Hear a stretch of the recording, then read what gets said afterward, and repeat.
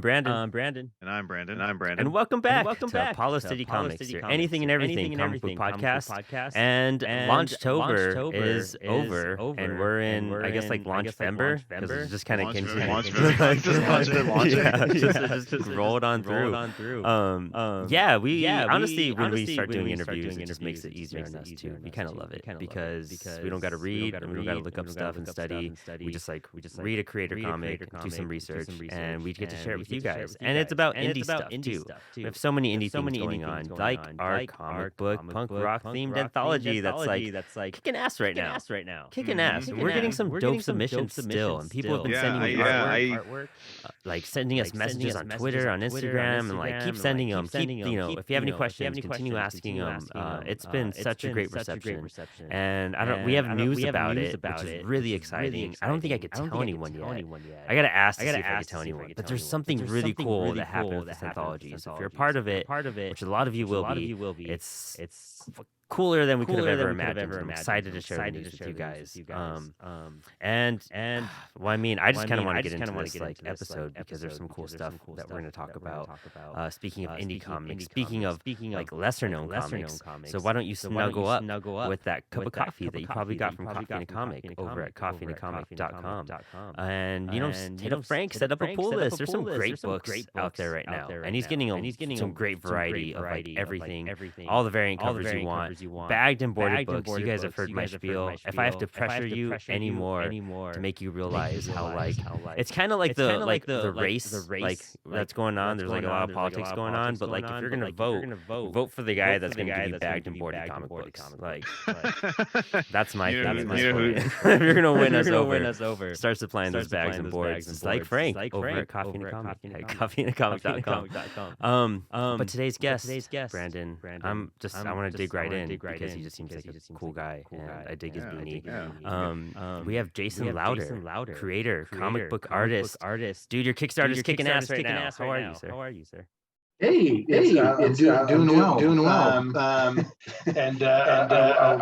just go ahead and say real quick. It's Jade. Jade. I don't know what did I just say? You said Jason. Why did I say Jason? I was on too much of a hype then, and it's crazy because I just saw AFI last night, and I was like jamming some AFI right now, and like Jade is the guitarist, so I've been thinking about Jade all day. I always fucking no, it can't be that. He's like actually the guy's Jason. That's it's not the first time this has happened, so don't feel bad. I know, right? He's like literally 2 hours. He's like, yes, Jason. What do you think of the book? What do you think of the book? They're just gonna roll this. Well, Jade. Hello. Jason. All right. So I do have to start with your name. You've got Jade Lowder, which are two really awesome names. Please tell me you have a middle name. The middle name is Lewis. It's like the one just kind of like man. Like if you had badass last name Lowder, but you know what, Lewis. That's like the version of you, like if you just only worked in an office, and that's all you. If you didn't make comics, your name would be Lewis. It wouldn't be Jade Lowder. It would be Lewis Lowder. There's like a multiverse version of me, and that goes by Lewis, and it's just like Jade. No. That's my old name. That was I'm Lewis now. Thinner glasses. Those real pencil thin ones. That's the suit he's talking about. Yeah, man. Welcome to the show. Yeah, thanks for having me, guys. It's not a horror show, but your comic, it's a horror show. The date, dude, tell us about this. What's going on with it? Where did this come from? Tell us about the beginning and what you did. Yeah, sure. So it's a horror series that I've been working on for just maybe a little over a year at this point. It's like each issue is an anthology horror show. Each issue is a standalone story. The first one that I did, which were also releasing as part of this campaign, was called It's a Horror Show. Kind of issue one. It was a mini comic. It had two small stories that are thrown into it, and then we get to issue two, which is the date. And that's the one that I've worked with Mark over at Lesser Comics to kind of bring over there, and that we're doing a Kickstarter for. We're also doing a special reissue of the first installment of It's a Horror Show with an all new little mini story kind of thrown in there, special for the LKC kind of reprint. So It's a Horror Show episode or whatever you want to refer to them as is standalone, campy horror romp for the most part.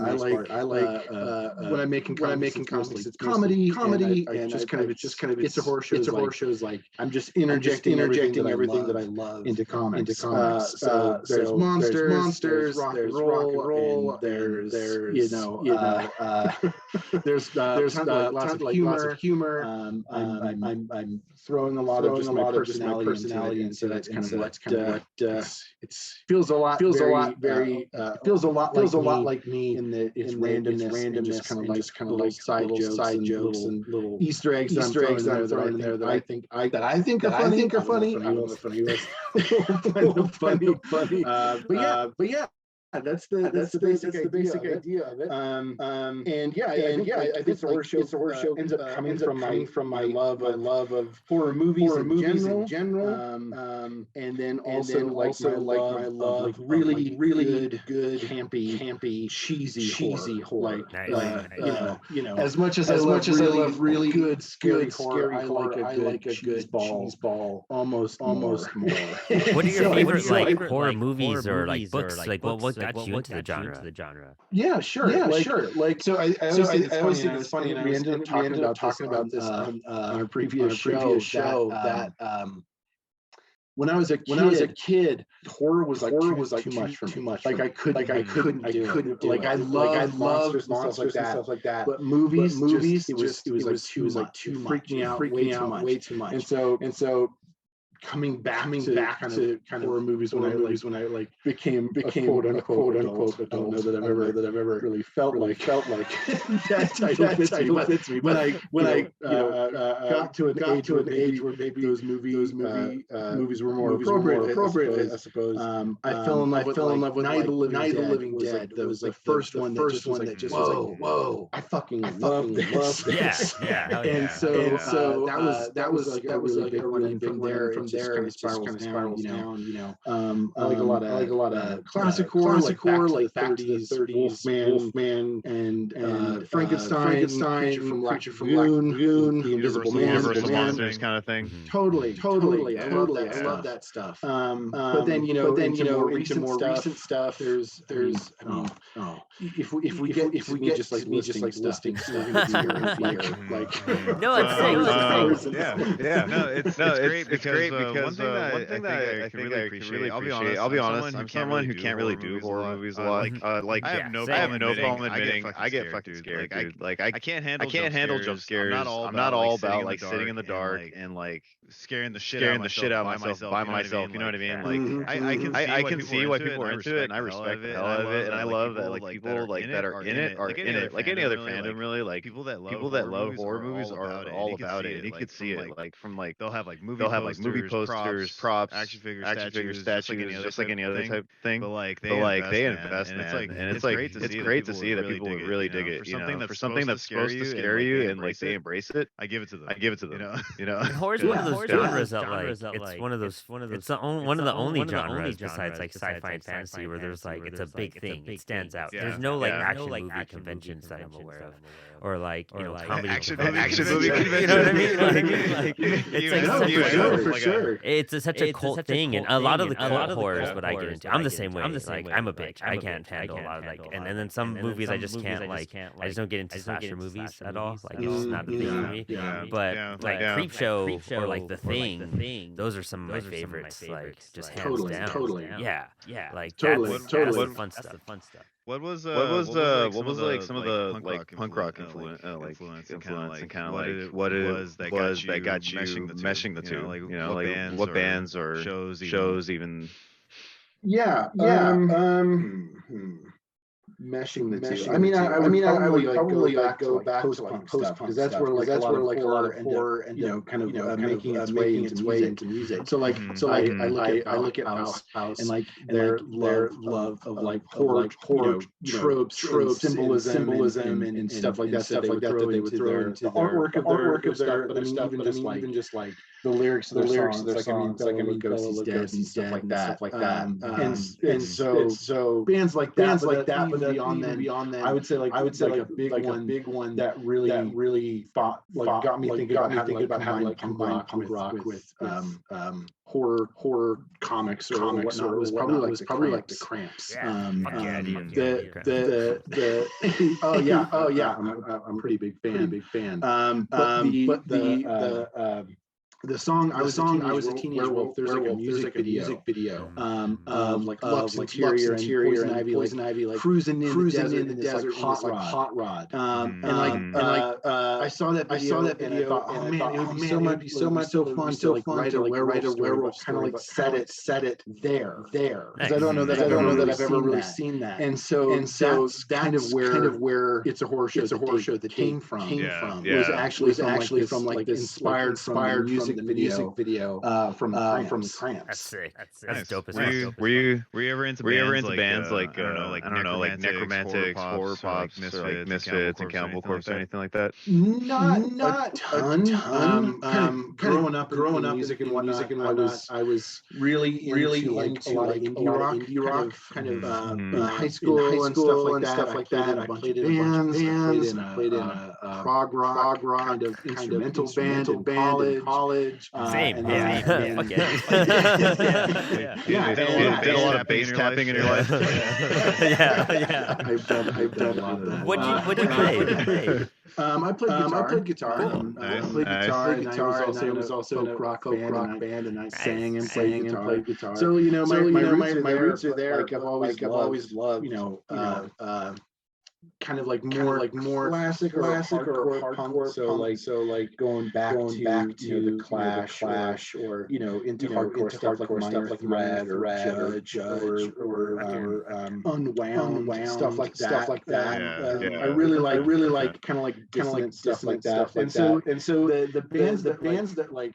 I had a lot of friends who were like into the Misfits and stuff like that. But when I was a kid, they were just like too scary. Okay.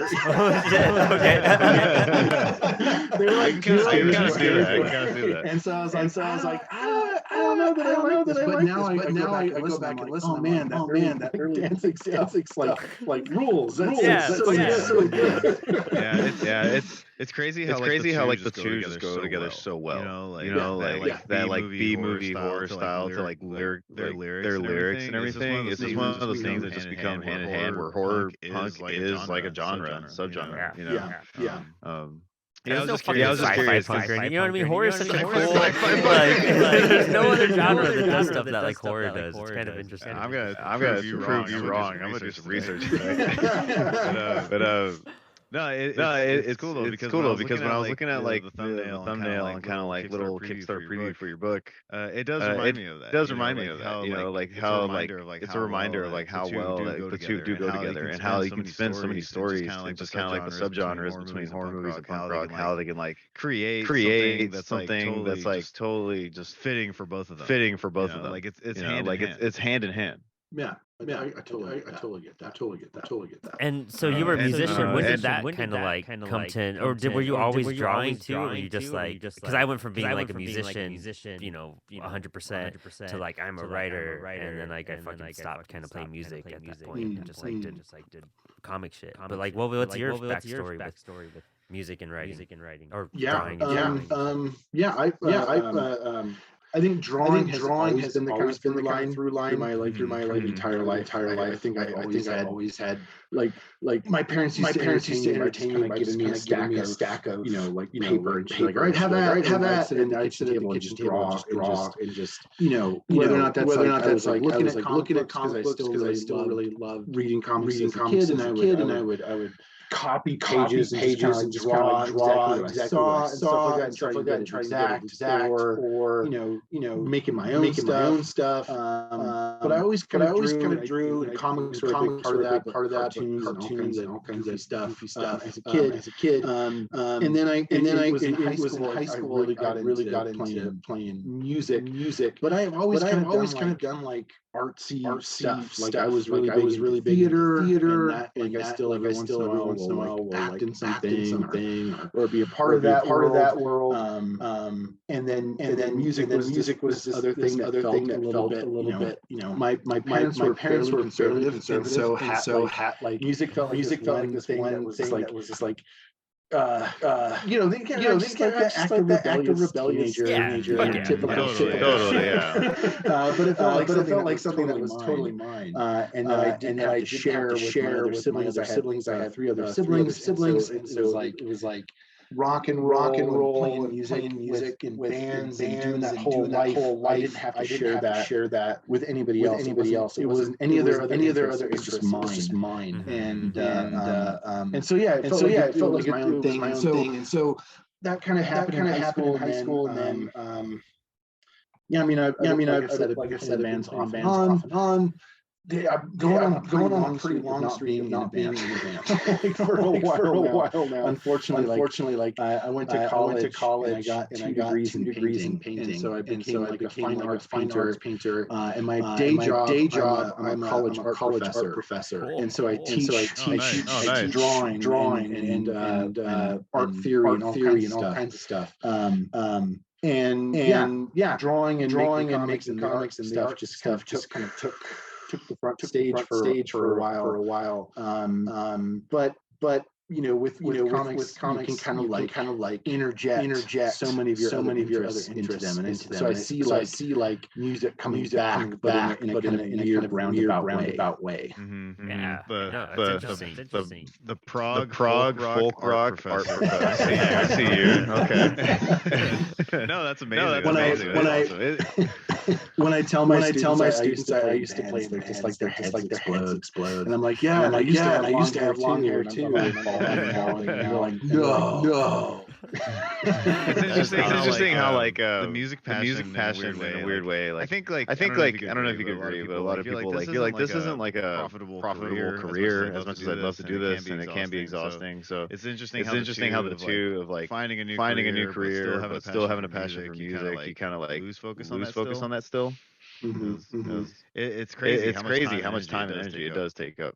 Yeah, I mean, when you're like in it, you're doing it. The stuff that I had to do just to kind of like push the band together. Like how many phone conversations or whatnot I had to have with somebody who's like, I'm thinking about leaving the band, man.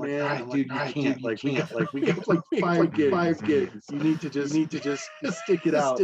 Or how many times I had to like dig deep into my own pocket and like foot the bill for like recording or something like that. It's bailed or whatever. Beyond being the responsible one, but doing show posters. Like figuring out what billboards in town just immediately tear show posters down, like put them up. And so there's so many things like that kind of like end up becoming a master of this all random ass shit. You mentioned that like you study painting specifically, right? Yeah. Okay. And he said drawing was always like the thing that you did throughout your life. With your comics, have you always been the kind of like the writer and artist? Have you been the artist to other books? And like, is this like the first book that you wrote and drew everything, or is this like just another project where you've already been doing this and then you went on to the next one? Sure. So this is probably my first actual like big release of a book. I've done some like I did a mini comic that I just kind of published myself out there, just through kind of needing to wanting to finally print something, and that was only just last year that I did that. When I went to study painting, like that kind of consumed like my artistic life, I guess. So that was the main output of what I was doing. I was painting. Since I went to college 10 years ago. So that's just what I've been doing. Painting. Like I went to graduate school and all that kind of stuff. Drawing and comics were always kind of there, but they took like a back, like a hard back, and I wasn't really focusing on them. And then about 2 years ago, I was in a class. And one of my students was a freshman. I remember this very well. And they asked me, Professor Lowder, did you always want to be an art teacher? I said, no. Actually, I wanted to be a comic book artist. And that got my wheels turning. Why did I ever just stop? I'm as an art professor, you're expected to make work.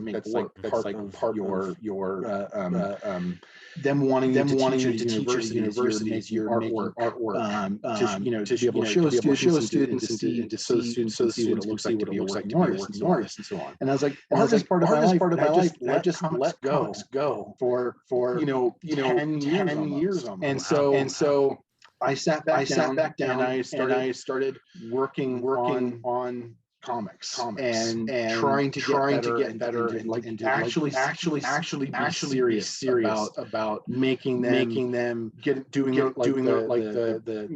the proper tools. When I was a kid, I don't know if you guys read a lot of Marvel when you were younger. But they used to have ads for the Qbert School in like yes.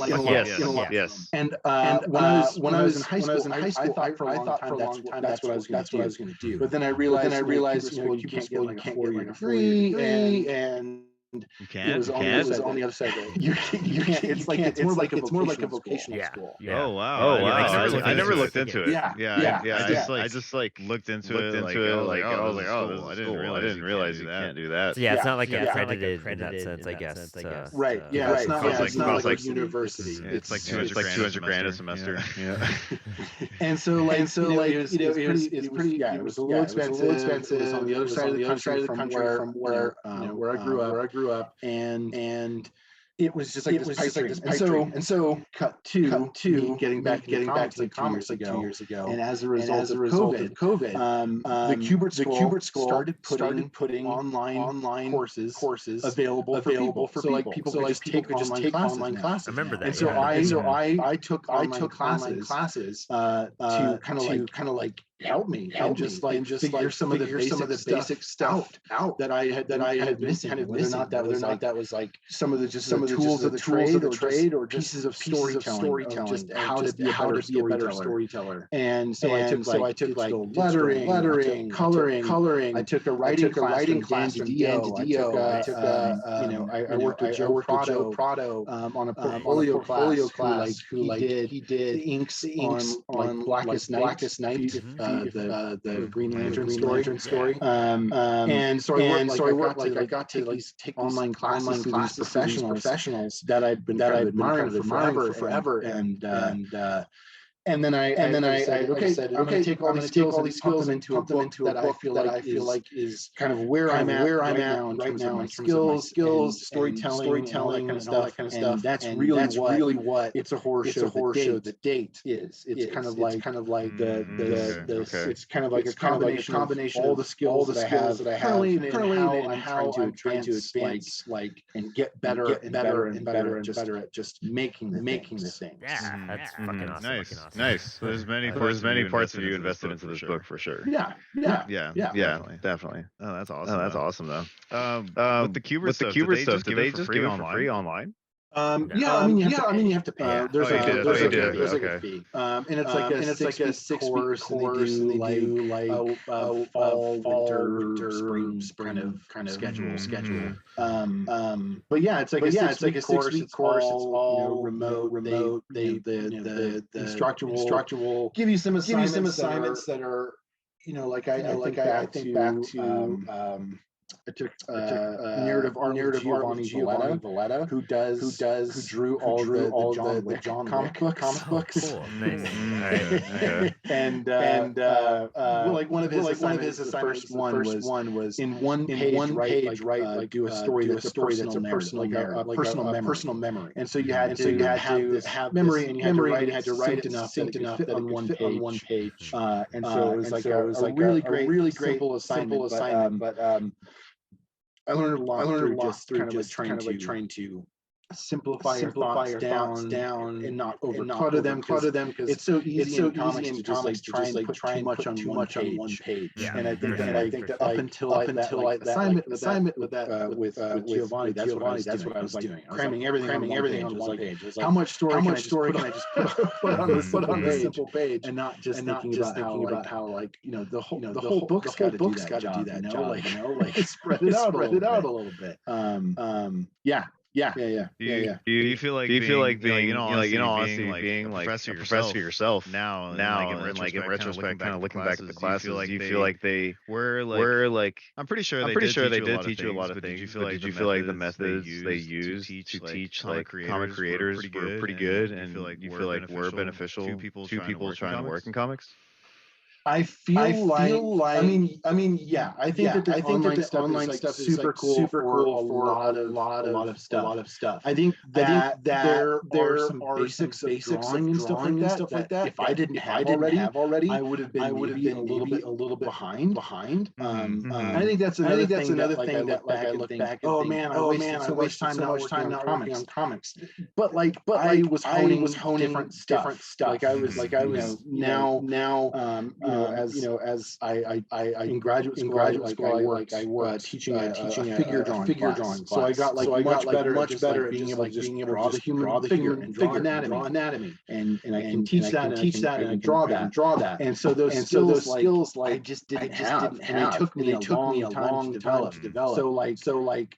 Going into online classes, if I didn't have some of that stuff, and I know that some of the folks that were in the class with me, not to put anybody down or anything like that. There were some folks who needed a little bit more practice, just like anatomy, perspective, stuff like that, drawing, and it's like the online classes maybe weren't the best space to do that kind of practice. But in terms of what I needed it for, it was incredibly helpful for what I wanted it for. Oh yeah, totally. I mean, it's kind of like what I've heard about like that school in general is that like it's an awesome program, but you kind of need to know what you're doing before you go into it. Like you kind of already need to decide I'm an artist, and this is what I'm doing. It's not like for beginners to like, oh, I'm gonna graduate and I'm just gonna go do this instead of a different school. You're almost better off like what you did. Like you have previous schooling, you have like a background, you continued it, and then you jumped into the Hubert school because that's what's gonna like uptake your skills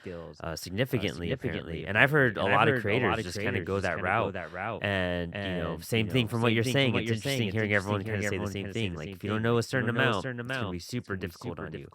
But dude, that's kind of like it's really encouraging to hear though for like people just to like, okay, I've been honing this. If I want to just make it a bit more like a bit better, or just like get the right techniques and form down. It's kind of like having a trainer at the gym, just kind of touch up your form and shit to like help you get better and do different stuff and make sure you're not making some of these simple mistakes. And think a bit more outside the box by simplifying, what you're going to school, simplifying it a bit more, and kind of doing it that route. Yeah, I also think it's like a reminder too. Like people definitely have different levels of learning. People enter at different stages in their skill set.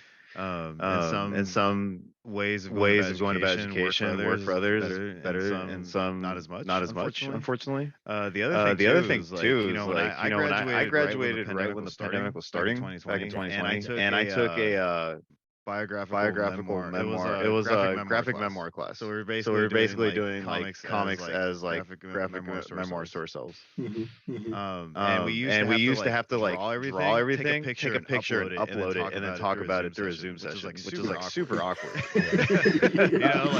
Like it's totally see what you mean. Like it's not the best format because the in person just makes a difference. It totally does. Yeah. When we were doing the online stuff where I was teaching, like during the pandemic, it just sucked. And I look back at that time, man, how did I even do that? Like just as a teacher, it's just like already in person, there's so many fires that kind of start that you're putting out of like, this student class this week, and they're going to miss this instruction, like limit their ability to do this. Now I gotta like meet with them outside of class or whatever the fire might be. But when it was online, it was just like a billion fires. It was everybody had a fire, and I was the only person who could possibly try to put them out.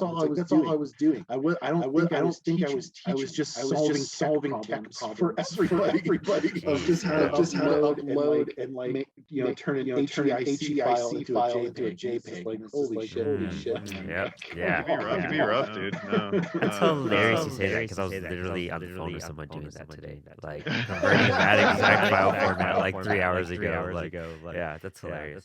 Number one. It really is, dude. Like the iPhone image that it spits out. It's so fucking annoying. But you were saying though, it's a horror show kind of was born out of the pandemic, right? Yeah. So in a certain way, you were able to flip that situation, using that time for something else, right? And now you got this book coming out.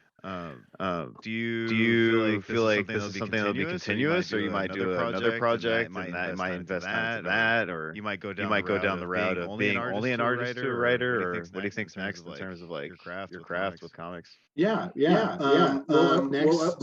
Mark of Lesser Known Comics and myself are working on a project currently. So he wrote a book, drawing it, and I'm gonna illustrate it and do all the other art stuff for that book called Dead and Still Dying. And we're still kind of at the preliminary stages, but it's going to start ramping up. And I think the hope is to have it out this spring. And so I want to give that one a shot. Try just being the artist, taking the backseat to another writer. Even though Mark and I did have a lot of conversations just about the plot, about I had input like just saying this is my vision. It's gonna go like back and forth of like talking through the ideas and stuff. So there's that. And the other part to the question is also I think it's a horror show. Is going because I'm having a lot of fun with it right now. It's the thing that I feel the most passionate about in terms of just making it. It's a horror show. The date. Our main character, the werewolf, nameless character. He doesn't have a name. He's just. Whenever I was writing the script, I just refer to him as the werewolf or the rocker. So our main character is in a punk band with a bunch of other monsters. So there's the Wendigo plays drums. The Mr. Hyde, Dr. Jekyll plays bass, and then there's just a regular guy named Chad on guitar. And so that hangs out with the monsters, pretty much. And so that band, I have an idea about taking them to be the focus of the next issue, and I do something more aligned to like the Saturday morning cartoons of like. Josie and the Pussycats, or there was the Impossibles, or just like these cartoons for some inexplicable reason these sleuths or superheroes were in a band, and they were touring around. So I want this monster band kind of like solve mysteries or do something like that, and then have a big show at the end of it, something along those lines. So I think I'm gonna keep going going with that because I think that'd be a lot of fun. And I already have kind of basic plot structured out. So next year, my plan is to put that out with lesser known comics. Hopefully in the fall. So I'll have the book with Mark and then something else. My personal project horror show. The next iteration. I don't know what's going to be called yet, but in the fall. But yeah, I think that right now I want to kind of keep making the stuff that I'm into. I'm not being overly critical with what it is. Being a painter and being in the fine arts world, everything I'm doing has to be like big grand statements of it's existential, like how this really work to you as a person and all that stuff. And like me as a comic book artist, it's just kind of fun. Turn it down. I don't have to answer those questions so much. It's much more about having a blast. It's just fun to write. Yes, it is. That's what I'm gonna do. Hell yeah. Am I into it? Do I like get a kick out of it? Does it make me laugh when I think about these characters, or when I tell somebody else like or just do the jokes with somebody else? Then that's what I want to do. Nice. That's cool. That's cool. Yeah. Oh, go for it. No, I was gonna say it's a nice reminder that people can just have fun with comics. Just like everybody always wants to make like the next big thing, and I respect that too. And like comics can totally be serious and like grounded, but like at the same time, dude, like you want to make a fucking monster punk rock band, then do it and have a blast with it. Like fuck yeah. Yeah, and I think that's kind of like where I'm at with it, where I see myself going. Is not. And I think it's a direct reaction to what was going on in my studio work as an artist. I'm using the art word. My studio. Yeah. Before getting back into comics, I feel like I was taking myself too seriously. I really do. And I kind of burnt myself out and got bored with what I was doing. Right before I started working on comics, there's a painting literally hanging on the wall, and I'm kind of half looking at it right now. And I was working on it. It's just not done. It's been sitting undone for 2 years because I just got bored. I was like, I'm done, man. And I don't know what else to do right now. And so when I got back to comics, this is just fun. Nice. It's just you lay out a page, start putting in your panels, and that's like this magical moment where all of a sudden this page becomes a story, and you can look at it and read it as you're doing it. It's not just a single image. As a painting, it's a story. It's a narrative drawn. That's not the magical fucking. I don't know what else. It's just incredible. It really is. 100%. Dude, that's awesome. It's so glad that you have like such a good outlook on like comics. And I love how it's like a break from like the regular stern art. You know what I mean? Yeah. Like that's the cool part. You have such a good balance between that, because that's what kind of frightened me out with like music, was having the stern music that was like one side, but you couldn't really have fun because it was always just so technical. And like the prog band I was in, it was just all like Between the Buried and Me, Protest the Hero type, like, and so like everything was fun and great and strict and like I couldn't really loosen up, and that's where I got back into like, oh well, if I did comics, it's all wild and I can just do whatever the fuck I want, like, and it's such a cool release in that sense. Totally is. So you went to graduate school to become a college professor, right? Where did you go? When did all this fall into your life? Yeah, I went to Washington State University. Started in 2013 and graduated 2015. And I mean, it's not like a direct one in one out. You don't go to grad school to always become a college professor, but that's kind of the trajectory that it always takes. Because in order to be a college professor, you have gone to graduate school. Yeah, you need a master's. Right, you need a master's. So me going into it, I knew, or at least I thought I knew going into my graduate program that I wanted to be a teacher. And that's like, I'm like, okay, I need to do this. And then I also want to have time more feedback on my painting and focus on that for a little while. And I think it was good when I got out of graduate school. I was like, burnt out. Yeah, I don't think I've ever fully like stopped and not been burnt out. But I got out of graduate school, and I was like, man, I don't know that I want to be a teacher anymore. And so I moved back to where I had done my undergrad, just because I knew a lot of people, and had a lot of connections, and maybe get a job, just doing something in town. And one of my old professors, reached out to me, said, hey, how would you like to teach? And I was like, yeah, that sounds good. And I haven't looked back. That's what I've been doing. Oh, nice. Yeah. What was your master's thesis like? Or that process? It was yeah, there it is. Yeah, every time, dude. Every time I talk to someone about like a master's thesis, it literally makes me want to just. It's two things. Like I've considered going back to get my master's, and there's two things stopping me, and that is money. And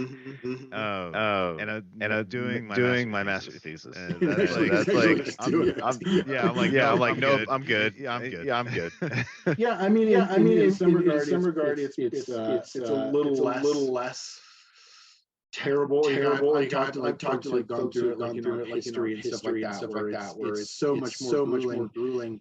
Not to say to undercut the grueling experience that I through it, but at the end of the day, my thesis was like a fairly good size paper that was reviewed over and over and over, and had constant revisions. And then a body of paintings, like a body of I can't remember how many paintings. It's like 20. Oh wow! Like that. Gosh. I mean, that's not even like 20. It's not even like that was like my thesis work was such a small fraction of what I did in grad school. I had a professor who wanted me to make 20 things every week. So every graduate school I had to like that was his assignment was 20 things. And so it could be drawings, paintings, whatever. But I had to make 20 pieces of art every single week. And so my pace of working as an artist, I feel like so much higher than so many people I know because of graduate school. It's just totally. Jade, how do you pump all this stuff so whatnot? I learned to hit this pace in graduate school, and that's how I survived. Yeah. Hit this pace or I got kicked out. And so making that body of paintings, and then that paper was it was a lot of work. It wasn't like I said, I know art historians and other folks who I hear their graduate experience. Holy shit, I don't know how. Yeah, survive that. You're like, man, at this point you gotta inject Red Bull and coffee into my veins, I know it sounds like a thing to like as I get older and I get more tired. I'm just like, fuck, man, can I go back and do that? Like I was on a grind in my 20s, but like now I respect it, 100% respect it. But it's like, dude, kudos to you because that shit's rough, man. Like, it was. The other nice part about the program that I went to is most of the time graduate for your MFA is like a 3-year, and I went to one that condensed it to a 2-year, and so the credit hours you had to take were a lot higher. It was really condensed. But I was done in 2 years. And I was done. The folks I hear the 3-year stuff, they're like, by the time they've got to the 3 years, they're like, why am I here? I don't want to do this anymore. And I'm like, I got to have that after the fact. Did I do that to myself? Oh man, dude, that's awesome though. I mean, that shows the grind and the effort. You fucking know what you're doing, and you knew what you wanted to do, and it's like creating art, and that's the whole thing about it. It's just like, well, that's why we went to school for fucking writing and shit. Like we just knew this was like what we wanted to do, and that was we're gonna fucking figure it out from there. That's super great. And I mean, I love hearing that backstory because people in the indie industry that like check out the show and all that, like it's easy to get discouraged as an indie creator. It's easy to like find kind of stop or just kind of get lost or just like not do it at all. But I mean, just like you're putting out, hearing the time span of how you're releasing things, hearing the like amount of work you can produce, but the amount of time it takes to make a book or for a book to come out. I think so many people want that like end product so quickly. They just want to see it and have it in front of them, but like putting in the work is where they get stumped. And being consistent with making that work, and that's how things fall apart. But it sounds like, dude, I don't think you're gonna stop at any point or anytime soon. It looks like you have a good layout. I don't know what it looked like to stop. My God. Yeah. I don't think I'd be a very pleasant person to be around if I stopped. I think it just like, but that's like the other thing, when I stopped making comics and thinking that was going to be the trajectory back when I was a sophomore or something like that in college. A lot of that was because I didn't have the discipline to be real, like the discipline to actually sit down and do it. I can't tell you how many like half-started things there were from high school and beyond of like me really wanting to put something out and then not getting very far because I just didn't have that discipline to finish it. And so really it took that it honestly took that pace in graduate school to learn how like just you gotta power through and get it done. And there's no like, for me, there's no excuse. Like if I start something now it gets done. I will finish anything that I start. But back then, no. Like stuff stayed unfinished and it didn't get there. And it was like this long process to get this discipline of like the not just the time requirements, but also that kind of like dedication to just see it through to the end. Which sometimes I think is something that's super discouraging. I see happen with some of my students now where they get this idea like I'm gonna make this huge graphic novel. And whoa, maybe do a 12 page even 12 pages is a lot. Let's start with a mini first, and then when you gain confidence and then maybe start branching out and trying something a little bit longer. And then they but that's the thing. They'll approach that huge graphic novel and then get stuck 5 pages in. I don't really feel like it. Life got in the way. And it's because you tried something too big for your first thing out. Like do something small that is realistic. Get done in like a month, less than a month, and then from there. Expand when you know what you're capable of and what that time actually looks like. Yeah, that's the big part. Yeah, spoken like a true educator. Yeah, straight up, dude. This is inspiring as fuck, by the way, too. Teacher voice.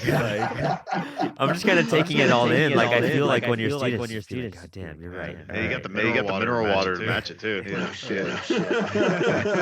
I've had three science teachers in my life drink like mineral water consistently throughout class. I'm convinced it's like a teacher thing. I think it must be Danny, right? That's cool. I mean, aside from like the anxiety that makes you like have to hit those deadlines and like stuff like that, like I love hearing the drive and the actual like inner grit that you have to just seeing it to the end. I mean, that's I fucking just name drop shit, but like Neil Gaiman, when I asked him like about writing advice, I got to ask him like a question one time, and that was it. He was like, just whatever you're doing, just like finish it, get to the end. It doesn't matter what the outcome is. You do that, and then you did it once, just do it again, and then you just keep doing it. And that's what proves it. I totally agree. Yeah, I think that like it seems like in when you say it out loud, like, man, that's like simplest pared down advice you could possibly give somebody. Just finish the thing. But it's like before I published this book, lesser known. I've made three other books that will never gonna publish. No, because they were learning experiences. Like I look at them now compared to where I'm at, just like basic storytelling in comics. From one pound to next, or just how I'm setting up scenes. I'm like, holy fuck, these are rough. and I don't think they're going to see the light of day. In terms of publishing them. But I finished them. Like they're done. I've got to the end of those books. And now I'm working on other books that I feel more that I feel much better about what I'm doing with. I think they're like the writing is so much better than I started. The art's better than where I started, and all that stuff. And that's just like in a 2-year span of I've finished. I think it's 3 books that will never see the light. But they were like super important to finish and then get to the next thing. Now I know I can finish a book. This amount of time. This chunk of time. I know I can finish this many page book. And it was because I tested myself. Saw how long it takes me to do something else.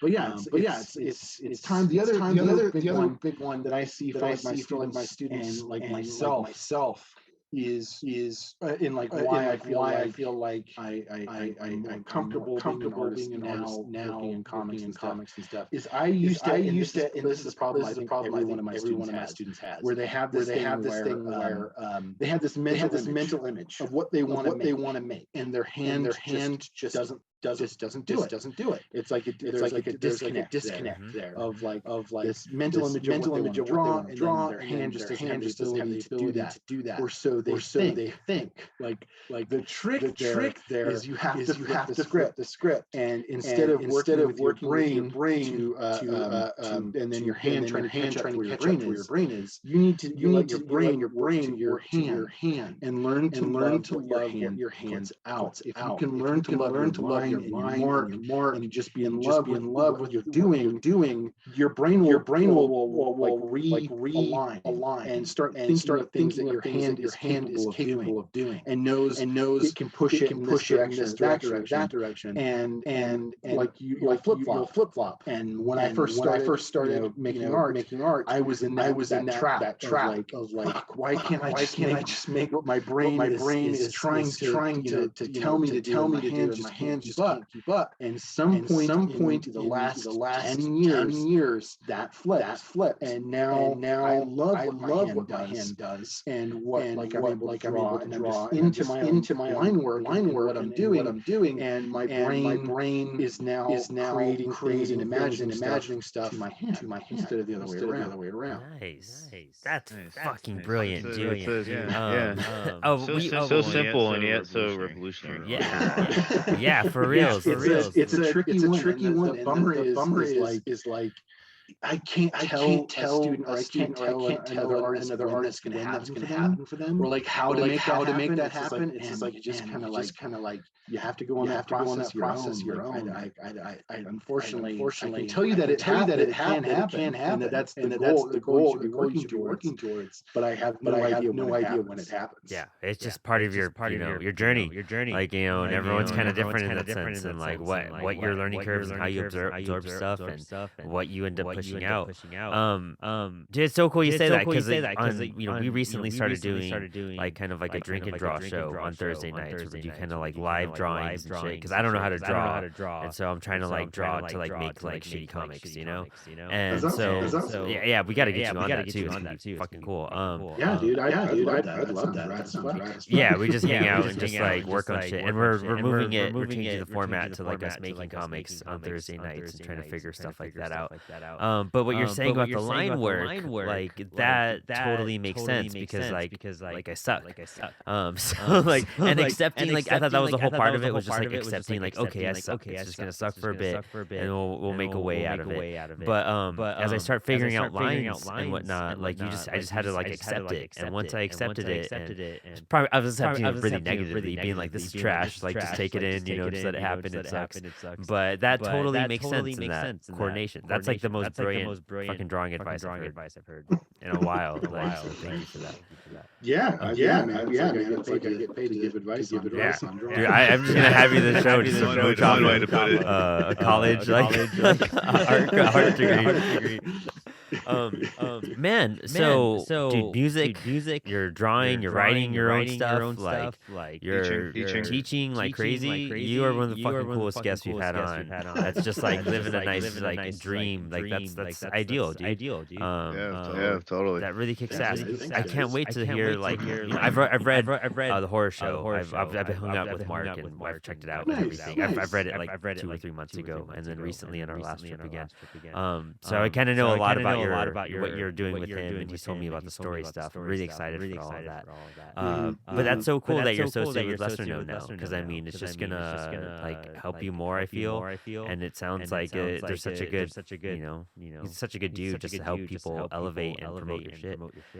This is gonna be a lot of fun checking out. And your Kickstarter started today, and you hit your goal, which is awesome. I mean, at the time of recording this is Tuesday. It'll come out Thursday, but like you're at 800 something, kicking ass, and you have some cool things to unlock as we get down the road. Off the top of your head, do you remember any of the stretch goals that will help like get things through?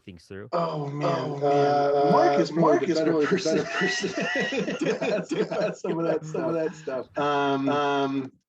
Some of the stretch goals. I don't know that I have that off the top of my head. I know one of the ones I was stoked to see that people were into just in terms of today. That like is almost sold out. I think there might be one or two more left, but the sketch covers. Those kick ass actually all the time.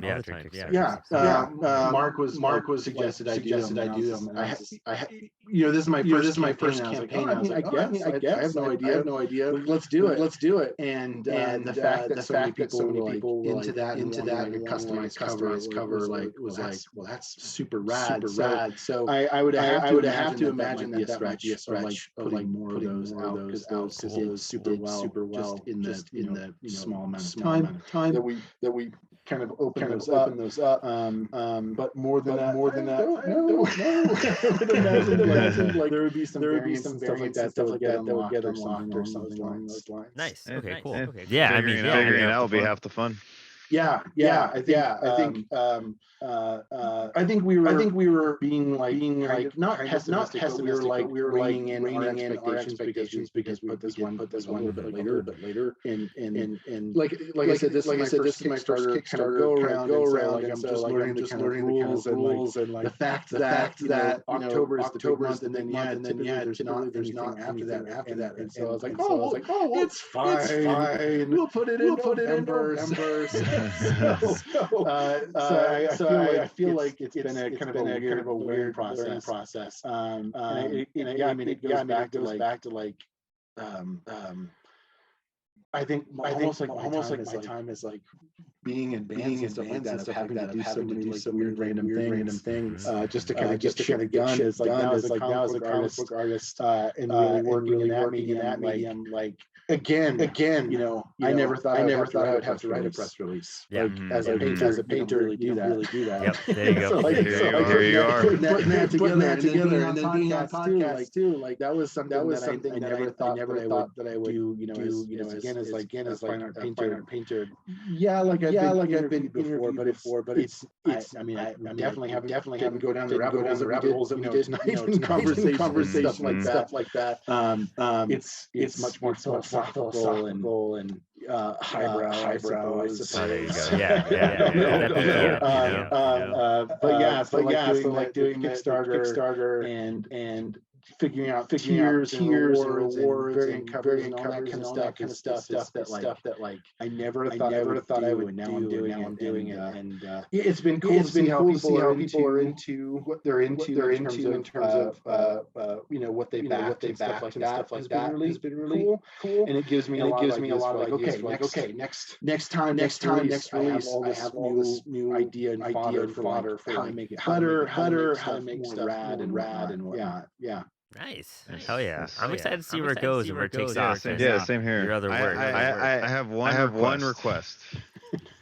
And you don't have to do it. All I'm asking is you said Mr. Hyde is the bass player in your monster group. I just really want him, if he turns into Dr. Jekyll, he's like a flea equivalent on the bass. That's all I want. I want him to be the most stiff bass player that uses a pick, no emotion. And then when he turns to Dr. Jekyll, this man is slapping like no tomorrow. Yeah, it's the other way around in the story. Mr. Hyde's the crazy one. There you go. Even better. Okay. Fucking a bass can handle that shit too. That's cool. Yeah. If you see like the parts of the drawing, I made Mr. Hyde, when he's all crazy hair and stuff like that. He gets a tattoo on his neck because what would be like the most stick it to Dr. Jekyll, this clean cut thing that you could do. So Mr. Hyde's got a tattoo on his back that says Jekyll's a pussy, and he's got. And so I think it'd be so funny to wake up in the mirror after being Mr. Hyde for a night, looking in the mirror like. That's so fucking cool. Yeah, like a tattoo above his ass crack as well. That'd be a good one. But yeah. So there will be tons of random music jokes and tie-ins and stuff like that. For sure. That's right up our alley, man. Hey, if you have time, submit to our anthology, man. I feel like you could pull out a one-pager and just like spit one into that. That'd be fucking sick. Yeah, that'd be sick. When's the not that I have enough shit. Yeah. Hey, well, you can spit out the work. I know what your work process is like now. You can't back out now. 20 pages. At the end of November, and we'll be flexible if you got to work out something in December or something. But yeah, if you want to spit out like a punk rock themes, like whatever that means to you, if it's in the art, it could be a one-pager, man. Fucking whatever. Cool. Yeah. It's just maybe together like a setup of this band. Yeah. You know. Hey, there you go. I'll accept that. Like the fishing in. Yeah. I'm already getting sold. But dude, I will say that. What was that? Oh, sorry. I was gonna say I already pledged. So you know. Oh, nice. You got my Thank you so much. Yeah, of course, dude. Yeah, man, it's been awesome having you on tonight. Like, this was, I think we'll get you on Drink and Draw, and we'll make comics, and we'll share some stuff. And when your next Kickstarters come out, we'll definitely get you back on the show to promote them and share this out. It's been a blast and very educational. That's what we love about the show. Like, as creators ourselves, like we're always looking to learn from the guests. That's why we have guests, because we don't know enough. You guys like give us information and your secrets, so we can try to absorb them and whatnot. But it's been a blast. I had one more question for you. I'm spacing it out. Brandon, do you have anything else to ask before we sign off? All I got really is like, if you had a student come up to you, like honestly ask you like, hey, I want to be a comic book creator. And you can't just say just make your comic. But like if you had advice to give a child, if you had advice to give a student, like one of your students, like besides like finish the book, what would be like the other piece of advice you'd give? That's a good question.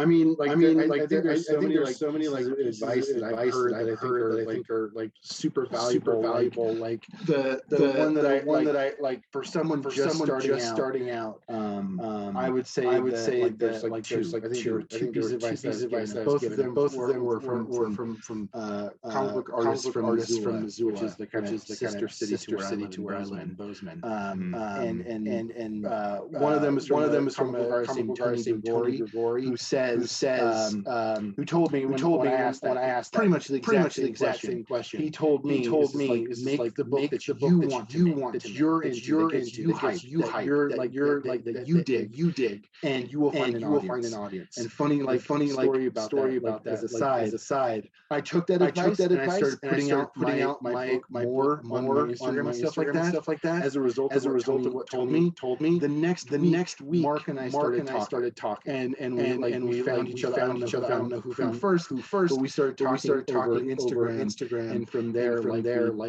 decided that I should bring my book over to LKC and stuff like that. If you put your shit out there, people will find it. But you gotta be into it. You gotta love it. It's gotta be the thing you are into, not making it for somebody else. You're making it for you. Your book. Put it out there. Find your audience. And then the second part of it is from an artist named Tim Daniels, who works at Vault Comics. And I actually was able to have him chat with some of my students over the summer. And he told the students, he's like, yeah, perfect device. Make something small. Start with something small. There you go. Is like a mini comic, a single issue, whatever. Start with something small, and just get it out. And as much as you can is just like. So I think if you take those advice and make a Frankenstein's monster out of them, or like be really into what you're into, make something small, and put it out there. I think that's the best advice. Nice. 100%. I mean, that right there is like practically how everyone starts. You know, Brandon's gonna love me for using this example. I just think Spawn. I just think like Tom McFarlane's a teenager. Like all he would do is just some simple sketches, and this dude was hyped about his own creation. And that's like a perfect example. Like he started small, he was hyped about it, and he just kept it consistent. So I could totally see how like that's the perfect advice to give someone. Yeah. Fucking, it's got him into 300 issues somehow. You know what I mean? Everyone's still hyped about it. And we're just like, you know what? Yeah, I haven't read this in a while, but I'm still cool with it. Like, it's still badass.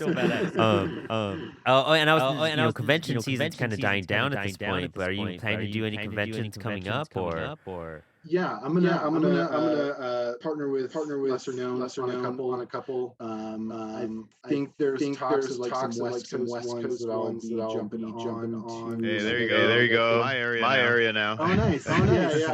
I think there'll be something probably up in Washington. I think Emerald City Con. Okay, I've heard of that one. Yeah. Rose City up in Portland. We've been talking about. Where are you based out of? I'm based out of Bozeman, Montana. Oh, okay. Okay. I have to drive 3 hours to the nearest comic book shop. Oh God. Yeah. I mean, I'm like San Francisco, California. There's like 7 comic shops in a 70-mile radius. Yeah, that's exciting. You're just like, that's it. Like fucking Montana, you know what I mean? Yeah. So I do a lot of traveling to just get to see more comics and hang out with artists and stuff. But it's I guess it's a matter of which ones Mark is into and stuff like that for next year. But definitely am going to be for sure.